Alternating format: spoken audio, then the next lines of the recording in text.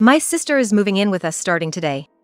It's all good stuff for both of us, and there's really no reason to object, right? As soon as the moving is done, my husband walks in proudly with his sister. Just like my husband said, my beloved grandfather passed away recently. I was physically and mentally exhausted from handling the funeral arrangements, sorting through his belongings, and most of all, the sudden farewell to someone I loved dearly. I inherited the house where my grandfather lived, and at my husband's suggestion, we decided to move in. Just when we finally finished moving everything in, my affection for him quickly dwindled due to his out-of-line action of bringing his sister without any prior consultation. My name is Emily. I graduated from the pharmacy department at a local university, and this is my 5th year working as a pharmacist. I met my husband, a classmate, 2 years ago through an introduction by a colleague at the hospital where I work. My husband, a full-time employee at a supermarket, has a generous nature and had just broken up with his girlfriend from his college days, leaving him heartbroken. I had a boyfriend once in high school, but it didn't last long. Both my husband and I didn't have much experience in love, but somehow, that felt reassuring. Even though our days off didn't match up due to our different professions, we dated smoothly, and we got married when my husband was promoted to chief at his workplace. After getting married, we started living together in a rented apartment in a convenient part of the city. My parents had passed away in an accident, and since high school, I had been living with my grandfather in his house. The house was very old, and it creaked everywhere you walked.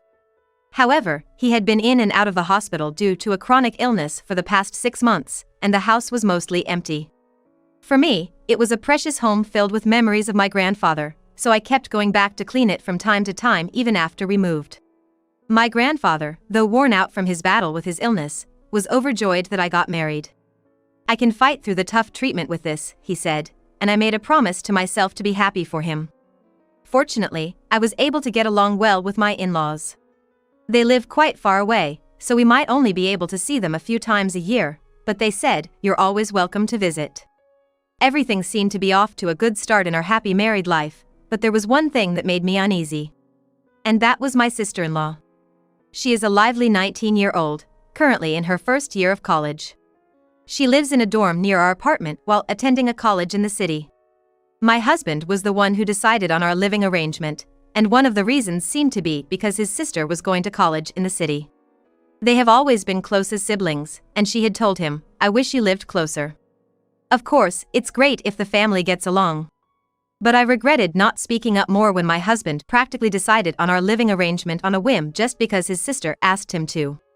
About 3 days after we finished moving, the weekend finally arrived, and I was planning to finish unpacking the remaining boxes. That's when my husband brought his sister over without telling me. I was caught off guard, wearing loungewear and no makeup, and I panicked. I couldn't just ask them to leave, so I hurriedly cleared some space and had them sit in the living room. I had met her a few times while we were dating, but we had always made plans in advance, and I had only met her outside, so I was dressed properly. "I would have prepared if I knew you were coming," I thought irritably to myself, but I decided to calm down in front of my sister-in-law. "Congratulations on your marriage. Please take good care of my brother forever," she said, handing me a paper bag. Inside was a selection of baked goods from a famous bakery. "You didn't have to go out of your way. If you do this, it's going to cost me a fortune to return the favor," my husband said, peeking inside and laughing carelessly, but I was feeling nervous inside. Just like my husband said, my sister-in-law is a big spender. She dresses in luxury brands that you wouldn't expect from a student, and it honestly looks mismatched on her youthful face.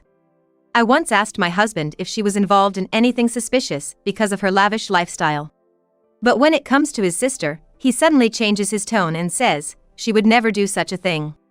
But I'll talk to her about it if she's really struggling with money, and I'll help her out. I'm pretty sure my sister-in-law is receiving a monthly allowance from my in-laws as well. I heard it straight from my mother-in-law, and she even told me how much it was, so I don't think it's a lie. On top of her tuition fees, she receives enough money to live comfortably without indulging in luxuries, yet she is currently also accepting financial support from my husband. When I pointed out that this was spoiling her too much, my husband argued back, leading to a heated argument. I can understand his concern for his sister, but there have been instances where he has bought her expensive bags and jewelry every month, or gone to her apartment to cook for her, which made me upset. However, aside from that, He is a kind and helpful husband who willingly does his share of the household chores, so that was the only thing bothering me about him. The problem lies with the sister-in-law herself. She seems to not think very highly of me, making condescending remarks. Given that her parents and brother always act in ways that suit her, she probably feels like I am in the way. Emily, it was surprising to find out that someone like you became my brother's wife. He used to date pretty women who looked like models. You have a, how should I say, more down-to-earth vibe. There's a difference between a woman you date and a woman you marry, right? I hope he doesn't cheat on you. Emily, you're a pharmacist, so you must have a good salary, right? Why don't you dress more fashionably? Were you a gloomy nerd who could only study when you were a student? There are countless backhanded comments like these that she whispers to me when my husband is not around. She is essentially a 19-year-old child, and it would be exhausting to deal with her seriously. There were times when I considered telling my husband about her behavior, but he dotes on his sister so much, and I could easily imagine that bringing it up would only complicate matters further. Since her harassment was limited to making snide remarks, I decided to keep it to myself and not tell anyone. Besides, we have a long relationship ahead of us, and I thought it would be counterproductive to rush into getting along, so I decided to gradually deepen our relationship over time and not take her behavior too seriously. Just a few days ago, my sister-in-law, who was supposed to have just visited, came by unannounced again. However, at that time, my husband was not yet home, and I was preparing to go to work in the afternoon. The cafeteria was crowded, so I thought I'd come here for lunch. I brought some friends too, is that okay? While I wanted to yell at her for her audacity, there were girls around her age standing behind her, so I managed to keep my cool and asked them to leave. I don't know how she explained this situation, but I received numerous calls from my husband while I was at work in the evening. Are you out of your mind, turning away hungry young girls? If you didn't have time, you could have at least given them money.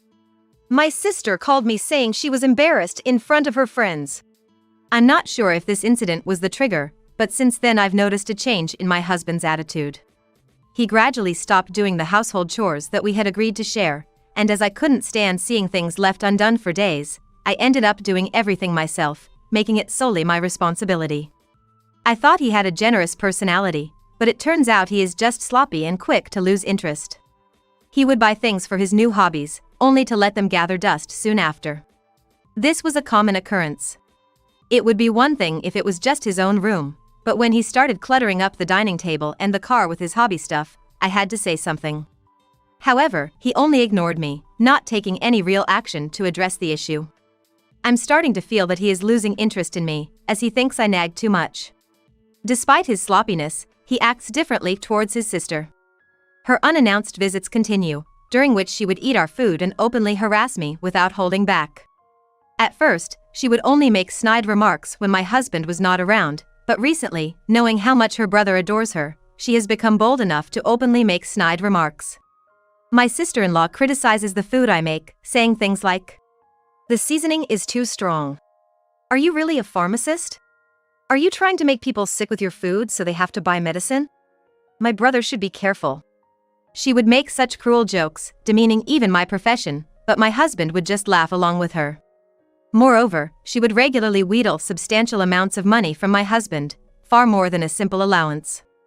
I could understand if she said she was running out of money for living expenses, or if she wanted to buy textbooks for college, but wanting to buy a birthday present for a friend seems like a personal matter to me. In addition, she drags her husband around, making him accompany her on shopping trips and making him buy high-end brand items. Of course, when I point this out, she gets angry and says, "It's my own money, I can do what I want with it," making it impossible to have a rational discussion. My husband probably has no clue that his sister, who gets whatever she asks for, is mocking me behind his back, while I, who have received nothing, am left to suffer. The moment I say a word to her, she immediately puts on a crying face and dramatically seeks help from her husband. He is completely fooled by such over-the-top acting, it's just pitiful. I realized too late that my husband is an extreme sister complex. The sight of him 100% believing everything his sister says and lecturing me is so absurd, it's enough to make any feelings of love wither away. But eventually, I noticed that she's already a junior in college. I thought that she would become busier with job hunting and writing her thesis, and we would see less of each other, so I decided to endure it a little longer. I hoped that after she graduated and got married quickly, her malicious nature would calm down somewhat. However, what really brought me down wasn't my husband or his sister, but the passing of my beloved grandfather. Since I have no grandmother or parents, I was the one to inherit his estate. I was considering what to do with the remaining house, thinking about demolishing it to keep the beautiful memories. But my husband stopped me, suggesting that since it's such a magnificent house, we should live in it as a couple. My grandfather had a long hospital stay in his later years, so he hardly had any contact with my husband. The fact that my husband, who is cold to everyone but his sister, suggested keeping this house was completely unexpected, and I was overjoyed at the time. My grandfather was gone, but I could come back to this house. I hadn't felt such a thrill in my chest since getting married, but it was shattered just a few months later. When we did a house inspection before moving in, we found that the plumbing needed repairs, but that was about it. My grandfather had cherished the house he built in his youth, and even the contractor said it was in quite good shape for its age. The creaking of the floors was a concern, but I thought it would be fine to consider remodeling when a new family was born between my husband and me. I made steady progress cleaning the rooms in between work, and I also sorted through my grandfather's belongings. Once everything was packed and ready to move, I proceeded with preparations while asking for help from the moving company. In the middle of all this, my husband disappeared without saying anything, so I thought he might have gone to the nearby convenience store. But when it was time to leave, he still hadn't returned, and when I called him in a panic, all he said was, "Go ahead," in a curt tone. I didn't understand what was happening, but I couldn't keep the movers waiting any longer, so I decided to go to my grandfather's house first. It was only after all the belongings were moved in, and the paperwork with the movers was finished, that I finally saw my husband. When I saw his sister standing close beside him, I had a bad feeling. And I was right, my husband said something outrageous. "From today, the three of us are going to live together. The house is big enough, and it would be lonely for the two of us, wouldn't it? It's cruel to make my little sister live in a tiny apartment every month, and this is perfect timing. You'll support her in her job hunting, won't you?" "What? Why are you deciding this on your own? This is my grandfather's house. You have to consult with me first." "It's the same thing even if I consult with you, isn't it? The house will be lively, it'll be fun, and my sister can focus on her studies and job hunting. What's the problem?" "To be clear, it's a problem. Can you leave for today, and we'll talk about the details later?" I had been doing everything by myself for months, dealing with the funeral and moving procedures, and I was quite exhausted. Also, I didn't have the emotional capacity to talk to someone who could casually say it was good timing to start living in this house just because my grandfather had died. But my husband didn't care and yelled at me. "What right do you have to say that? If you don't like living together, then you can leave. I suggested this thinking it would be good for you, and here you are acting all high and mighty.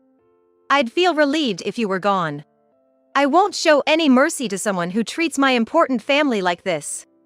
I was shocked by his tone, as if he didn't even consider me family. But I realized I didn't need to seriously involve myself with such ridiculous people and decided to remain calm on purpose. "So what now? If I leave, you realize that means we're getting a divorce, right? I just want to make sure, because I don't want to hear that I deceived you later. This house is mine, it's in my name since I inherited it. The rights to this house are. Since we're getting a divorce, that means we'll be dividing our assets, right? This house is a substantial inheritance. So, you want to say that just because your granddad owned it, it's all yours?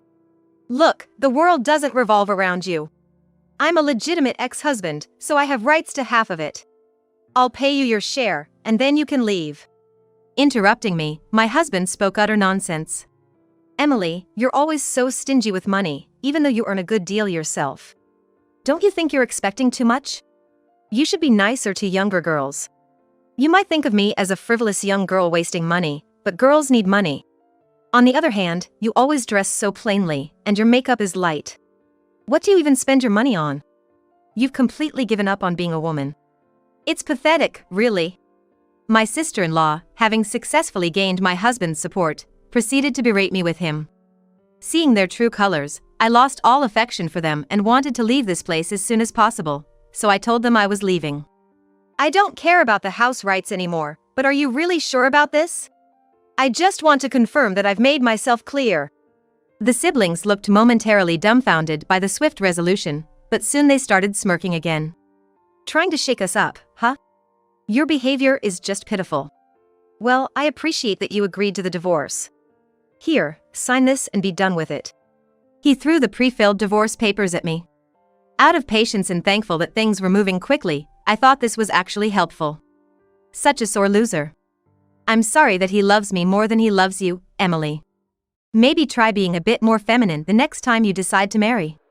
They laughed together, and I sighed loudly, picking up the divorce papers. Hearing my sigh, my sister-in-law started berating me again, so I turned to my husband and said, "You're really oblivious, aren't you? Your evil sister here is planning to kick you out soon. Instead of laughing, why don't you two have a proper fight?" What? What are you talking about? My husband seemed completely clueless, still tilting his head in confusion. However, my sister-in-law, perhaps due to her youth, couldn't keep a poker face and her expression froze. When my husband called her name, she snapped back to reality and shouted, "What are you talking about? There's no way I'd do something like that." But the agitation in her voice was clear, and it seemed to sway my husband's beliefs. Seeing my chance to turn the tables, I forgot my fatigue and decided to kindly explain everything to them. I just happened to hear it at a bar in front of the college. You were too obsessed with your sister and weren't coming home, and I was tired from dealing with paperwork and didn't have the energy to cook, so I decided to dine out with a friend to refresh myself. I took out my phone and played a recording. Grandma's passed away, so I'll be getting that house soon. Auntie is honestly annoying, but I have my brother on my side. He listens to everything I say. I helped him when he was being bullied by my guy friends, and he's been like this ever since. It's hilarious. Well, they have money, and I'm planning to use them well and get that house. No need to pay rent, and I heard the house is spacious. It's perfect. I want to live there with you, Mike, so after I get the house, I'll suck money from my brother and kick him out. I'm sure it'll be fine. If my brother brings up divorce using the house as a condition, I'm sure Emily will be desperate. Luckily, I was sitting close by, so despite the noisy bar, the audio was clear. At first, she was bad-mouthing not just me but also my husband, so I started recording out of curiosity. But as they drank more and got carried away, she began to talk about her terrible plan, and I unexpectedly caught her in the act. I decided not to tell my husband right away, thinking I would judge his actions first. And disappointingly, he played right into my sister-in-law's hands, presenting me with a divorce. So, I agreed. On my way back from the restroom, I confirmed that the person sitting at the seat was my sister-in-law. My husband was staring at her face with a pale complexion, trembling in his voice. The sister-in-law had been looking down for a while, but suddenly she looked up and, with a flushed face, exclaimed, "This is a fabrication. There's no way you could be so lucky to be in the same restaurant. You don't even know about my boyfriend, and it's creepy to make assumptions just because you saw my face for a moment. And by the way, even if this was really me, eavesdropping so boldly is insane. It's fine to play detective, but don't involve other people." She seemed to still have enough energy to push back, so I played the continuation of the audio recording that I had paused. The sound of boots making a loud noise as they staggered towards the restroom, apparently from someone who was drunk. Immediately after, a man was recorded talking on the phone with someone. The person on the other end seemed to be a woman, speaking in a coddling voice. The man spoke of the sister-in-law as if she were an ATM, stating that he was going to get a house from the ATM's home. He mentioned that whatever he asked for, the sister-in-law would give to him, and since she wasn't working, she would also give him money. It appeared that the brand name items the sister-in-law had received from my husband until now were being passed on to this boyfriend, and in addition to my husband's salary, the money she earned from her part-time job was also being given to this man. Initially, I felt a bit of pity for the sister-in-law who was being played, but now the situation is different. She was secretly devising a sinister plan behind my back, even trying to involve my grandfather's house in it, so I thought she should face the consequences. When the playback ended and I glanced at my sister-in-law, she was already in a daze. She had lost the energy to insist it was a case of mistaken identity, so in my husband's mind, it must have been confirmed that the woman he had been talking to earlier was indeed his sister. I had said all I needed to say, so I was about to leave when I was strongly pulled back by my arm. "Wait! You understand now, right, Emily? I was just being deceived. Let's cancel the divorce and live happily together as we promised." Huh? No need to cancel it. I have the intention to divorce too. Besides, your adorable sister is crying, isn't she? You should take responsibility and take care of her until the end. I turned towards my husband with a refreshing smile as if a weight had been lifted off my shoulders, grabbed the bare essentials, and swiftly left the scene. Later, I filed the divorce papers, and the divorce was finalized. I would like to say that I am now happily enjoying my single life, but as it turns out, things aren't that simple. My ex-husband was squatting in my grandfather's house, refusing to leave. Not wanting any contact, I had a lawyer mediate, explaining diligently that the inheritance is not subject to property division, but he expressed his anger towards the law, saying then what the heck is property division? How can a husband have no rights, and we were at an impasse. So, I decided to consult my ex-in-laws, whom I had been in regular contact with. They flew in like the wind and gave my ex-husband and sister-in-law a good scolding at my grandfather's house and her apartment, respectively. My father-in-law is apparently quite intimidating when he's angry, enough to make the nefarious siblings shake in their boots, and my mother-in-law later shared the story with a laugh. I think I finally understood why my ex-husband didn't want to visit his parents' house too often after we got married. Regarding the divorce, my in-laws offered an apology. However, I explained that they weren't involved in the matter at all, and I didn't intend to stay in touch with them after the divorce for that reason. I only asked them not to give my new phone number and email address to my ex-husband before hanging up. I think my ex-husband was so persistent about the inheritance probably because he had no savings. When we got married, I suggested opening a new bank account for us to save money together, but he rejected the idea. He had student loans, smartphone bills, other payments related to his hobbies, and on top of that, he gave a considerable amount of money to his sister every month, so he said there was no way he could save any money. So, we settled on saving money separately. I was investing in mutual funds, so I didn't have much cash on hand, and there was no way I could give any money to my ex-husband anyway. Moreover, I have communicated to my ex-husband through a lawyer that I will not demand alimony on the condition that we do not divide our assets. Since I was pressured by my father-in-law's authority to that document, I intend to make sure it is strictly adhered to. It turns out that my ex-husband, who was squatting in my grandfather's house which has now become mine, as well as my sister-in-law, who was squandering her allowance, were both taken back to their parents' house. My ex-husband was made to quit his job, and my sister-in-law was forced to drop out of college. They are apparently working as entry-level employees in a company run by our relatives. They are being completely reformed, both physically and mentally, through grueling Spartan training and seem to be working while crying every day. My mother-in-law sent me a picture of my ex-husband, whose beer belly has completely disappeared and is now in great shape, but I didn't feel a thing. As for my sister-in-law, she initially tried to use her youth and beauty to cozy up to her boss, but she was completely ignored, luckily because the president is a relative. She's had to remove her long, glittering nails, and now she's doing a fantastic job of digging in the dirt and sweating it out. On the other hand, I am enjoying my peaceful days in my grandfather's nature-filled house. I do feel lonely without my grandfather, but when I do, I can flip through the organized albums and go back to those times. It feels like my grandfather is watching over me in this warm house, and I'm thinking it wouldn't be a bad idea to invite some close friends over for a party.